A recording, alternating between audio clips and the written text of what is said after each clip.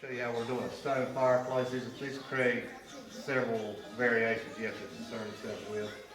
One issue is the contour of the front of the brick because it's always going to be uneven and uneven surface. You have to find the levelest and flushest part of the stone you can. In this case, I found in this area here is where I'll be drilling.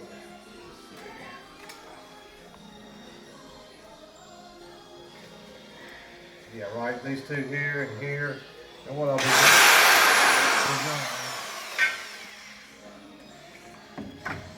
doing is this will go up here. And these work fine on these type mounts because you're going to deal with unevenness, so that helps. But where I'll have it will be just like this. And that was the smoothest, levelest area I could find on this brick. And so that's where I plan on putting it.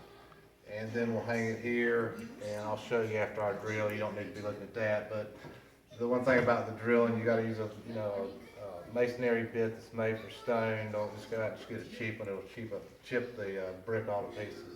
And stonework.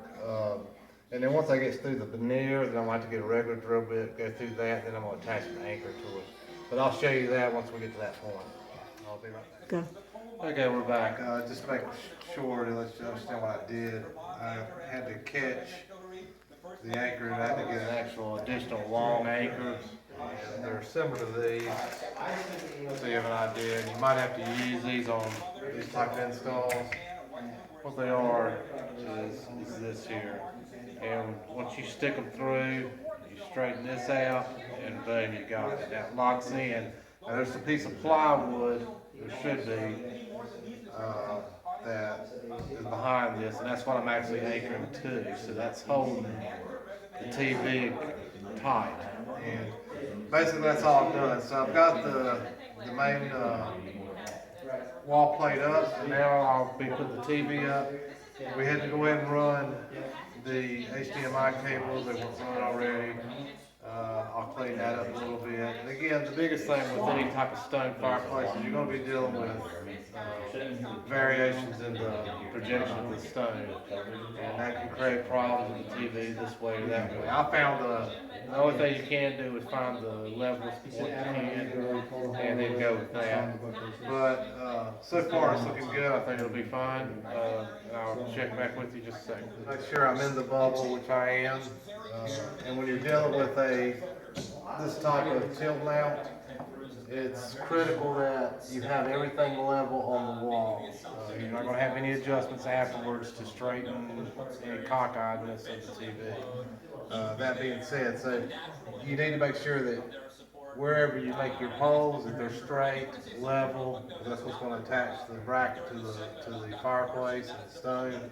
And then find the stones that are the flushest to the fireplace. And that's all you can do is work with on these stone fireplaces.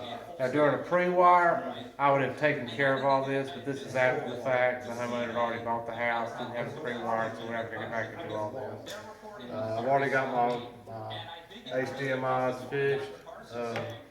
So the only thing left is to get all that hooked up, get it mounted, and I will be back with your measurements and get your lines to where you're going to actually have your level line that you're going to be working off of. I know that it's 23 inches, and how I got that number, which is critical, that's going to be the bottom of your TV. So you want to know where it's going to sit on the wall plate and where the bottom will be. So the bottom is going to be right here, which is fine. It gives you plenty of room for sound bar, pictures, Christmas ornaments, stuff like that. How I got that number, to make it simple, is you go over to your wall mount once you get your